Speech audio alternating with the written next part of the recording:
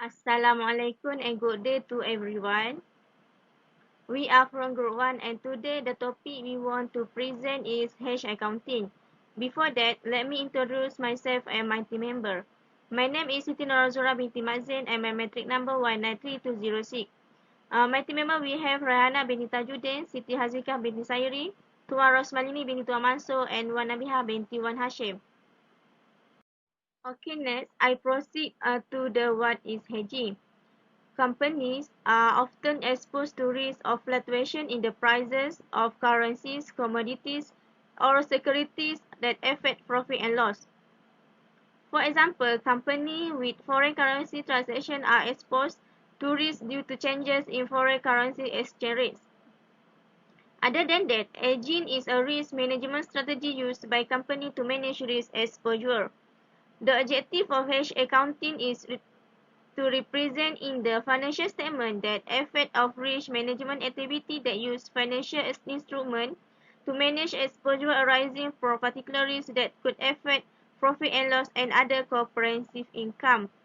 In simple terms, hedge accounting is a technique that modifies the normal basis for recognizing gains and losses on associated hedging instrument and hedge item, so that both are recognized in profit and loss in the same accounting period.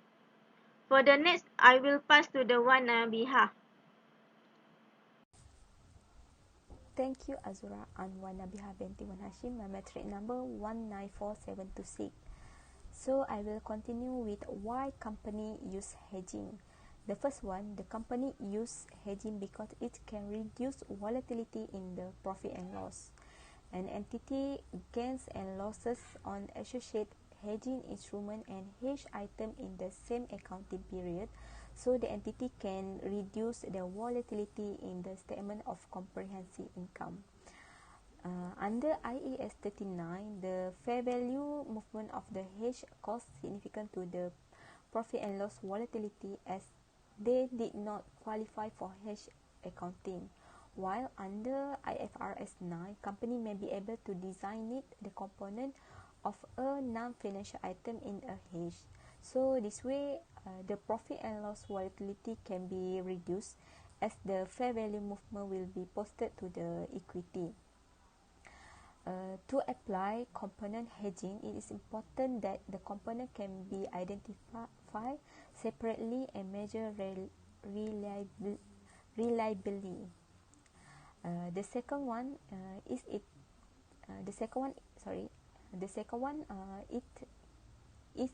can help financial statement to be better reflect company's true economic performance. When the company use hedging, the company can avoid foreign occur risk of financial losses as well as can improve the performance company. And the third one, when the company use hedging, it can accurately represent the entity risk management activity in the financial statement. The hedging itself can improve the decision usefulness of the financial statement by better aligning hedge accounting with the risk management activities of an entity. The changes can also prompt company to review their risk management activity, which may have been early restricted for the purpose of hedge accounting. Hedge accounting, designating one or more hedge instruments so that their changes in the fair value is an offset to the change in the fair value or cash flow of hedge item. So hedge accounting is the accounting process which reflect in financial statement the commercial substance of hedging activities. The hedge accounting consists of two, which is hedge item and hedge instrument. So the hedge item is an asset, a liability, a firm commitment such as a contract to acquire a new oil tanker in the future, or a forecast transaction such as the issue in 4 months time of a fixed rate debt, which expose the entity to risk of fair value or cash flow changes. the hedge item generate the risk which is being hedged. So for the hedge instrument, a hedge instrument is a designated derivative of a hedge of the risk of changes in foreign currency exchange rate only. A designated non-derivative financial asset or non-derivative financial liability whose fair value or cash flow are expected to offset changes in the fair value or cash flows of a designated hedge item. Hedge accounting is optional even if all conditions of hedge accounting are met. So I will pass to the Azura for further explanation about the hedge instrument. Okay, thank you, Wanabiha. I will proceed to explain more detail about hedging instrument. Basically, the function of using hedging instrument is used to eliminate the risk. There are two common hedging instruments used by company, which are forward contract and option. First, we go to the forward contract. Forward contract is a contract that enable a company to lock in the price at in the to lock in the price at which it will buy or sell a certain asset in the future.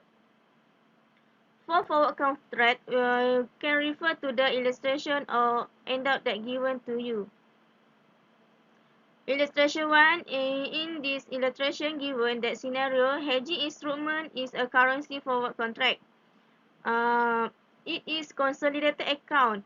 Entity A hedge that need investment with an 18 months foreign currency forward contract and applies hedge accounting. It designs the hedge risk as changes in the forward exchange rate. Okay, for the solution to the accounting impact, the changes in 18 months forward exchange rate is to design hedge risk.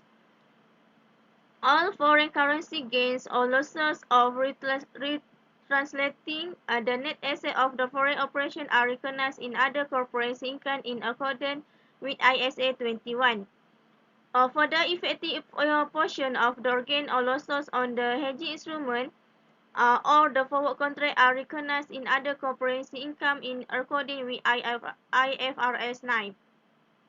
The gain and losses on the hedging instrument are calculated using the forward rate. The effective portion includes movement in value of the forward point. Designated hedge risk is changes in the forward exchange rates. Therefore, the amount recorded on the hedge net investment and hedging instrument will be different. These gains or losses remain in reserve until disposal. All partial disposal of the net investment, even though the life of hedging instrument is only 18 months. Okay, we proceed to the next hedging instrument is an option.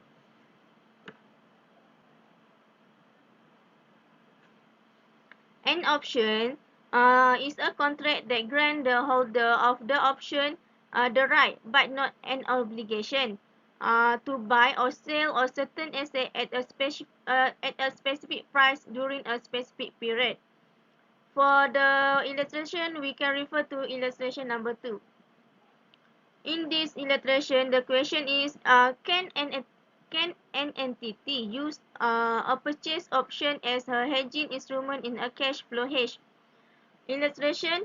For the illustration, entity A operates a mail order business and functional currency is the euro, but the purchases approximately 20% of its merchandise for USA. Entity A issue the mail order catalog for the coming year, incorporating in price list before entering into a firm purchase commitment with US supplier. Entity A therefore set the prices in the catalog based on expected exchange rate of €1. This €1 equal 1.25 USD. It is highly probable that the entity will make purchases at least €500,000 from the USA in the first 6 months. The entity documented risk management policy require it to hedge the risk and that exchange rates will be higher than expected by purchasing a call option to buy US dollar for euro. With a strike price equal to the expected exchange rate, entity A therefore purchased a call option at rate of €1 equal 1.25 USD. For 500,000 euro in 6 months time at cost with €6,000. The purchase will be settled in cash at the date of delivery. The spot date of the time of entering into the option contract was €1 equal to 1.1 USD.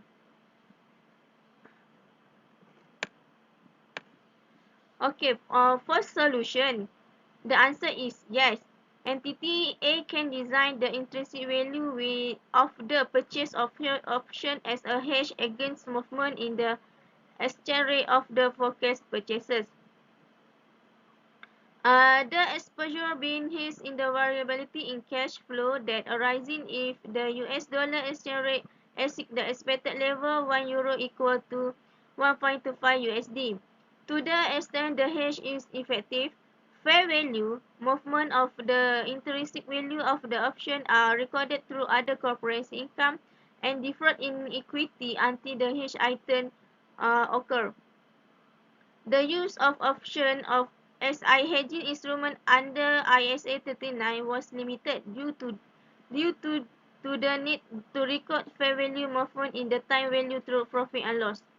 IFRS 9 require the cost of hedging model to be used when an entity designed as the hedging instrument only the change in intrinsic value of an option. The benefit of the cost of hedging model is the fair value movement in time value are recorded through other corporate income and deferred in equity until the purchases are made. When the purchases are made, an entity A recognizes inventory. It transfers the balance in the hedging reserve to inventory, known as a basis in adjustment. The balance in the cost of hedging reserves is transferred to inventory at the same time. That's all from me. Next, I will pass to the next presenter. Thank you, Azura. So I will continue with qualifying criteria for hedge accounting. Under IFRS 9, an entity risk management strategy is central to the objective of hedge accounting. Hedge accounting is still seen as an exception to the normal accounting rule. Therefore, some restrictions are still important to determine whether or not a proposed hedging relationship qualifies for hedge accounting. So, an entity is only allowed to apply hedge accounting if it meets the specific qualifying criteria. So, we can see in the table a comparison of the qualifying criteria between IAS 39 and IFRS 9. The first comparison is formal designation or documentation. The nature of IFRS 9 documentation requirement is not very different from the requirement in IAS 39. Formal designation and documentation must be in place at the inception of the hedge relationship. The new hedge accounting requirement under IFRS 9 documentation will no longer be static but must be up-to-date update from time to time. In addition, at the date of transition to IFRS 9, entities will need to update their hedge documentation for all existing hedging relationship under IAS 39. For the second comparison on eligible items, for IAS 39, the hedging relationships should consist only of eligible hedging instrument and hedging item, while the general requirement for IFRS 9 remain unchanged, but some items in IAS 39 are now eligible under IFRS 9. For the third comparison of hedge effectiveness, hedge effectiveness is defined as the extent to which changes in the fair value or cash flow of the hedging instrument offset changes in the fair value or cash flow of the hedge item. For the last comparison is discontinuation of hedge accounting. So under IAS 39, management has had discretion to voluntarily discontinue hedge accounting. For example, the reason for an entity electing de-designation because the high administrative burden might make hedge accounting too costly. While IFRS 9 prohibits voluntary de-designation, since the board considered that the undermines the usefulness of financial information. However, this is not expected to be a significant issue in practice, both because in many cases an entity will want to de-design it. Accounting for qualifying hedge.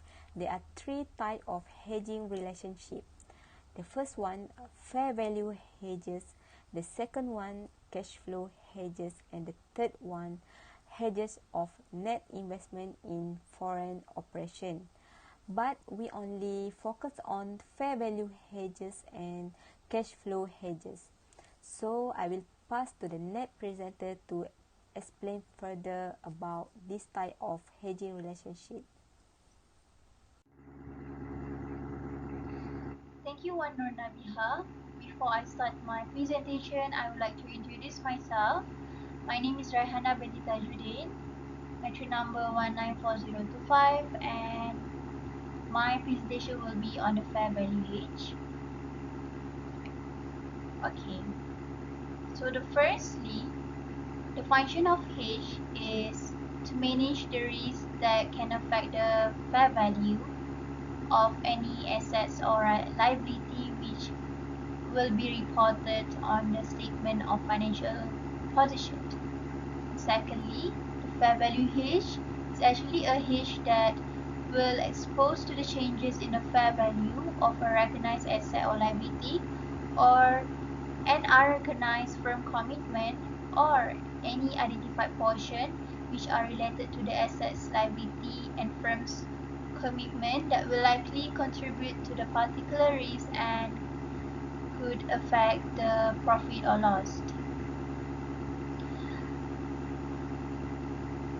A hedge of a firm commitment is also be considered as a hedge of an exposure to the change in the fair value. So under the fair value hedge, this is the hedge relationship that need to be accounted as follows. A. The gain or loss from the remeasuring hedging instrument should be recognized in the other comprehensive income. Subsequently, for the hedge item, the gain or loss should be recognized and presented in a separate line item in the statement of financial position and then be recognized in the other comprehensive income.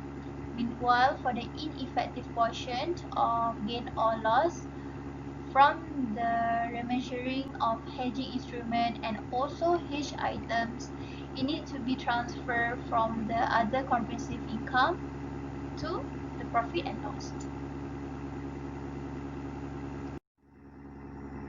So as you can see from this table, it gives you the idea of the recognition of gain and loss for the fair value hedge.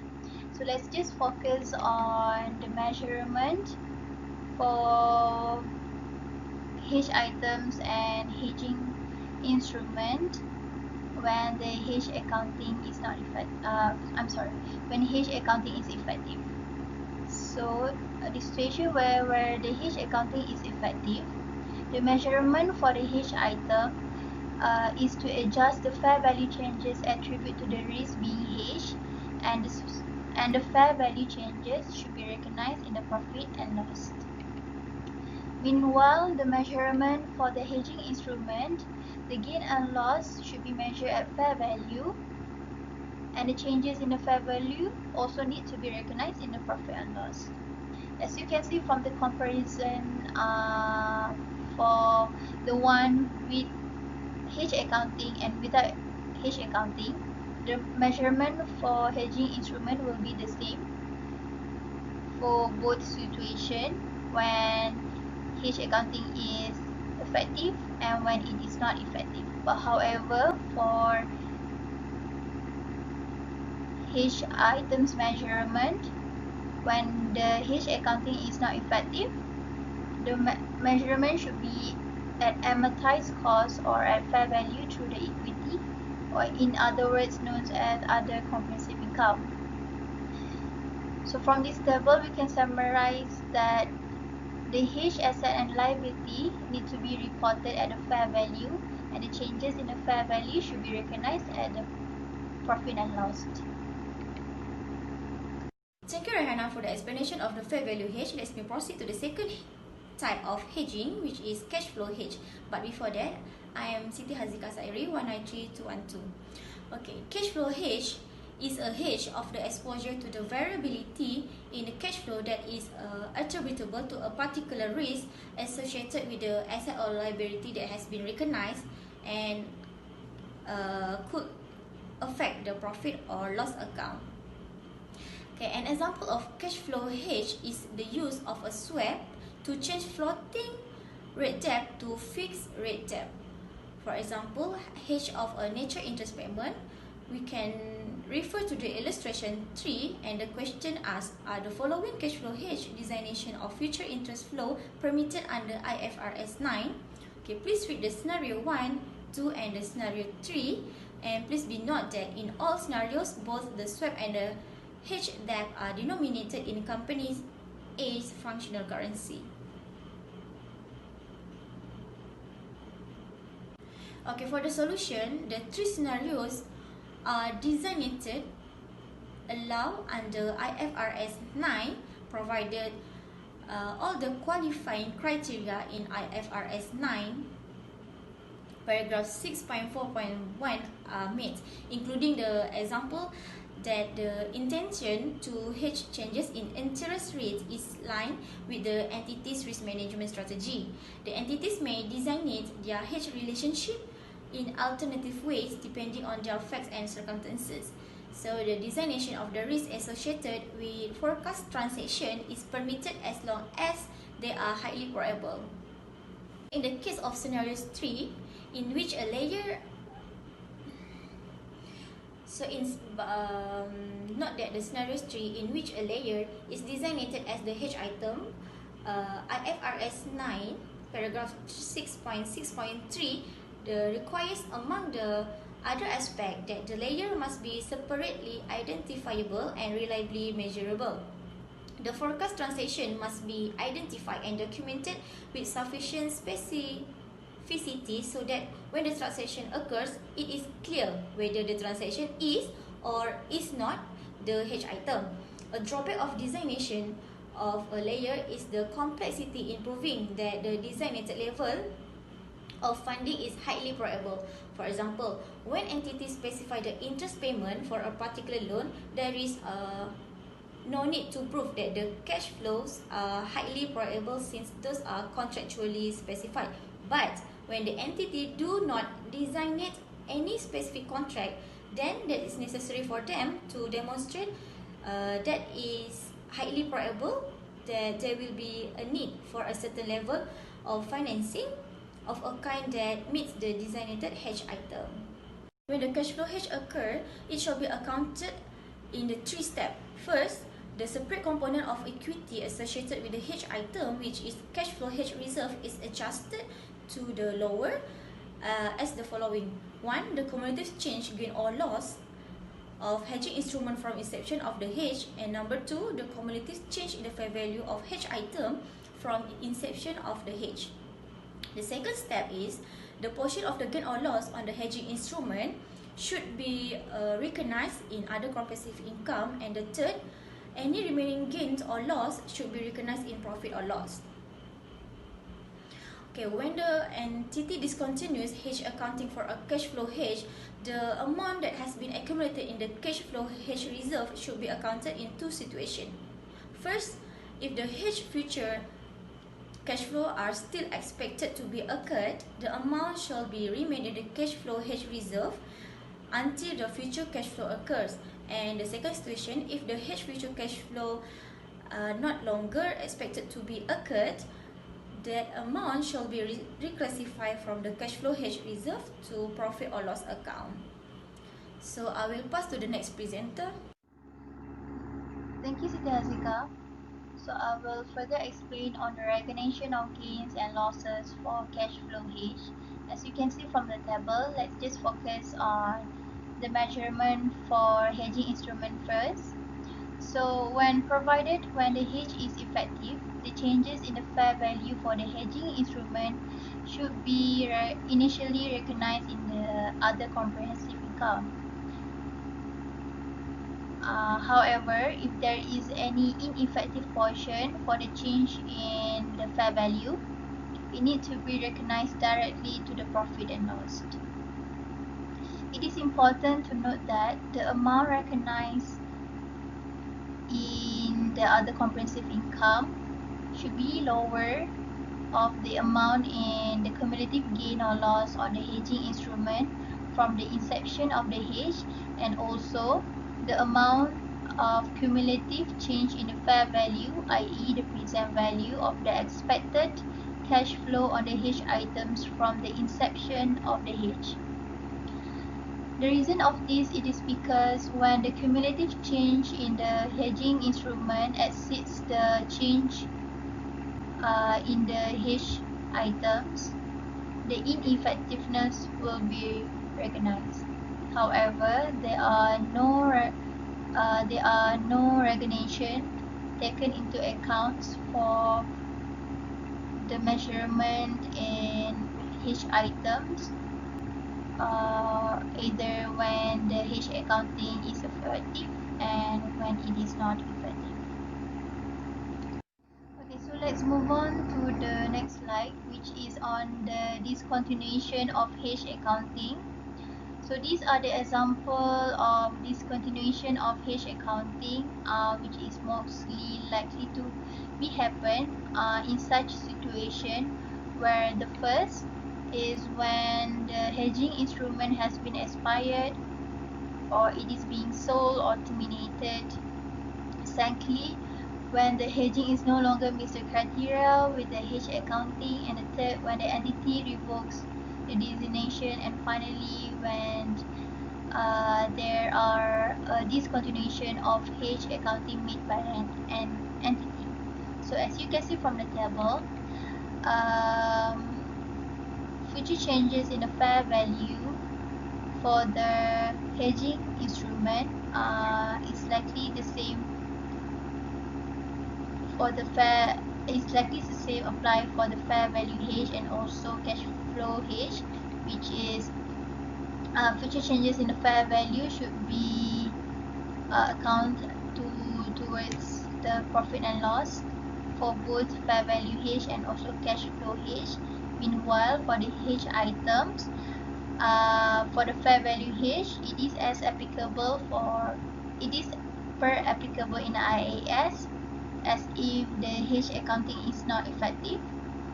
Meanwhile, there is no such applicable for the future changes in the fair value for the cash flow hedge. And next, when the amount recognized to the date in the equity, the future changes in the fair value will not be applicable for the fair value hedge, but however, the future changes in the fair value for the cash flow hedge will need to be transferred to the profit and loss. 20 Tuan Mansur. My matrix number is 193332. I will continue the presentation with example question. Based on this question, our group want to teach you about accounting entry for fair value hedge and also cash flow hedge. Actually, our group just use one question, same question, but teach you two different things, which is fair value hedge and also cash flow hedge. So first, what we need to do is we need to read and understand the question. We also need to use the highlight and highlight the important point based on the question. Okay, I give you 1 minute to read the question. Okay, after we read this question, we can see Berhad is Malaysian company and also S Berhad is Singapore companies. Sir, 10,000 on 1 December 2012, but payment received on 1 March 2030. To exposure to foreign currency risk company, Berhad entered to forward contract with a AAA bank to deliver 10,000 on 1 March 2030. And last but not least, for the question, we can see the exchange rate as follow. You need to read the table, okay? We need to do a country entry for fair value hedge. On 1 December 2012, we need to record sale 10,000 at spot rate of 2 ringgit and 20 cent. So you get to 22,000 ringgit, right? So you need to debit account receivable as and credit sale to 22,000.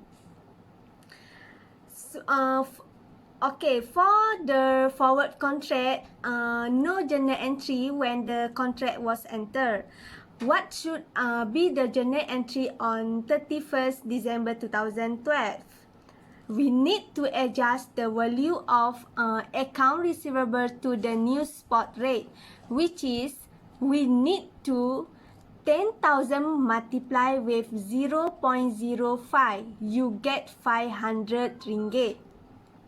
How I get 0.05, which is from 2 ringgit and 20 cent minus 2 ringgit and 50 cent.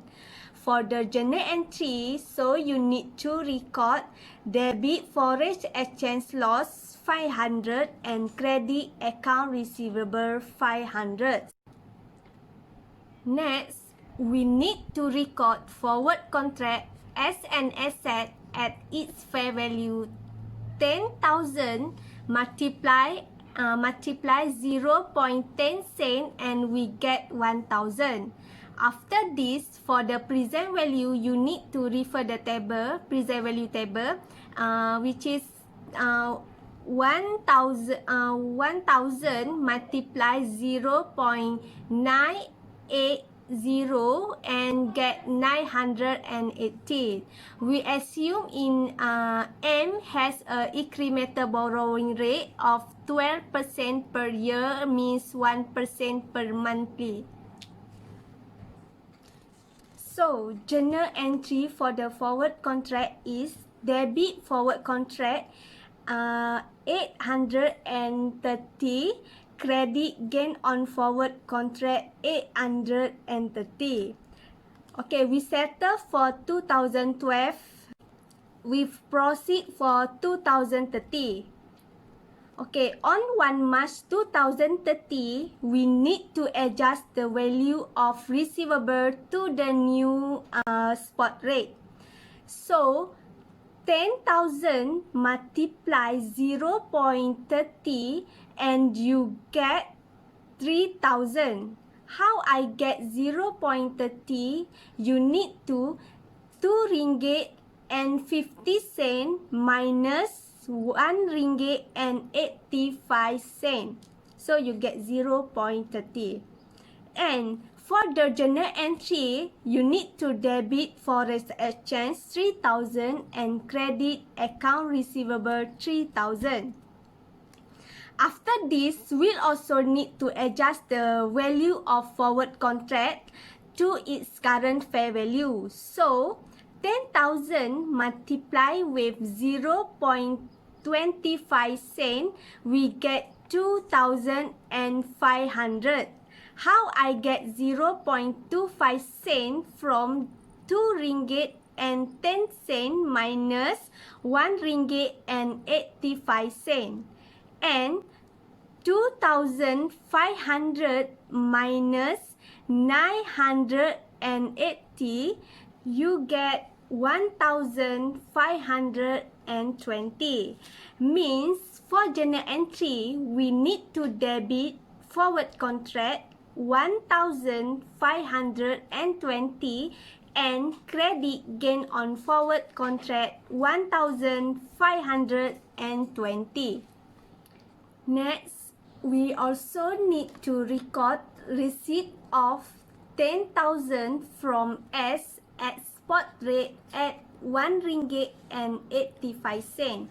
Means we need to debit forex currency as 80,500 and credit account receivable 80,500. After this, we'll also need to record the settlement of contract. Receipt of 21,000 in exchange to for 10,000. So for the journal entry, we need to debit cash 21,000, credit foreign currency 18,500 and credit forward contract 2,500. Okay, done for solution on fair value hedge. We'll continue to cash flow hedge, also using same question, okay?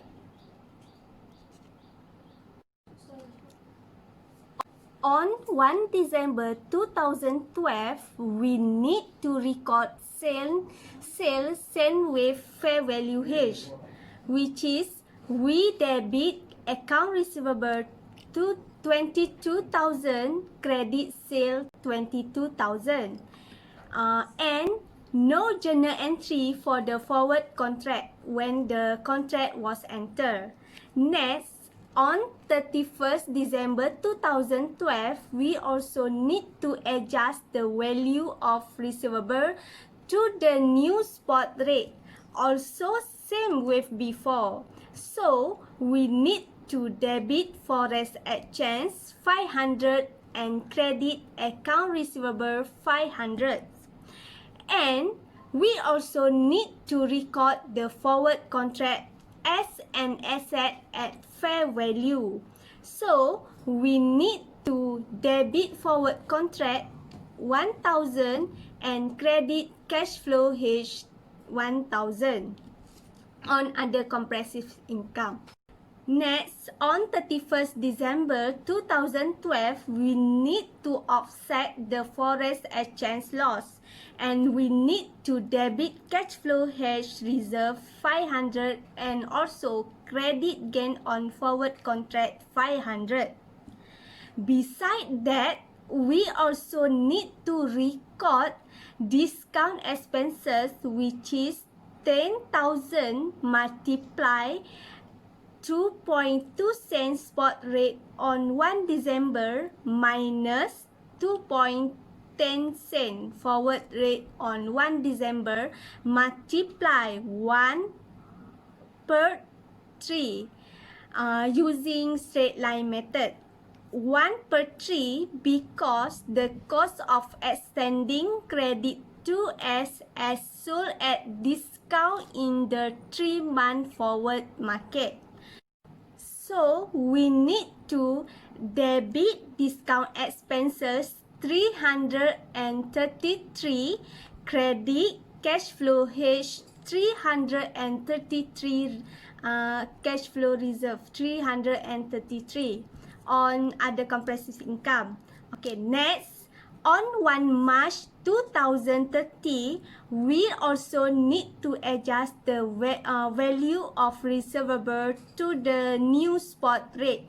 Means 10,000 multiply with 2 ringgit and 50 minus 1 ringgit and 855 cents. So get 3,000, and we need to debit foreign exchange loss 3,000 and credit account receivable 3,000.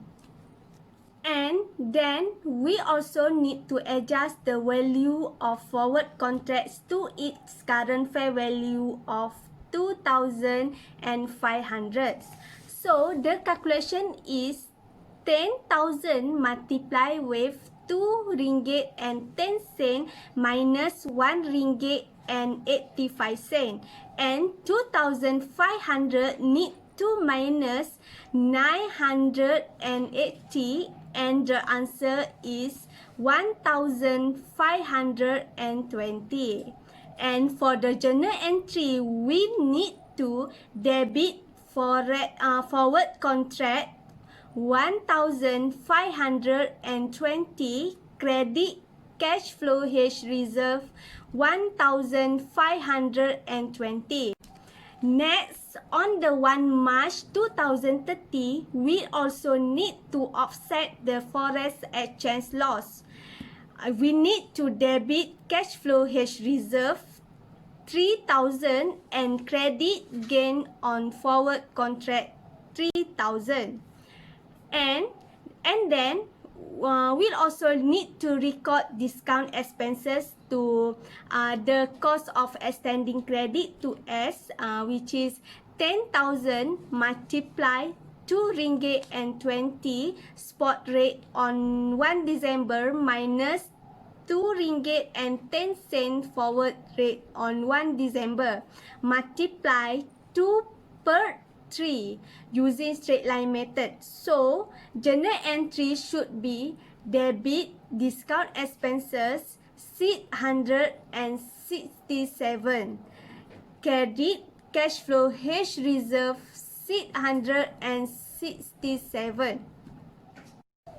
Last but not least, we'll also need to record receipt of 10,000 from S at spot rate of 1 ringgit and 85 cent.